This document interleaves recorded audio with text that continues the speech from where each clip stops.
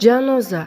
Qalblarni larzaga soluvchi yana bir mudhish voqea sodir bo'ldi. Afsuski, taniqli inson o'z uyida vahshiylarcha o'ldirib ketildi. Assalomu alaykum, hurmatli tomoshabin. Tezkor yangiliklardan birinchilardan bo'lib xabardor bo'lishni istasangiz, videomiz ostida bir dona like va podpisatsiya tugmachasini bosib qo'yishni unutmang. O'zbekistonda dahshatli qotillik. Yangiyo'lda erkak ma'shuqasining vannasidan dahshatli holda topildi. Bu kadrlarni to'liq ko'rsata olmaymiz, negaki qo'rqinchli manzara odamlar ruhiyatiga jiddiy ta'sir qilishi mumkin.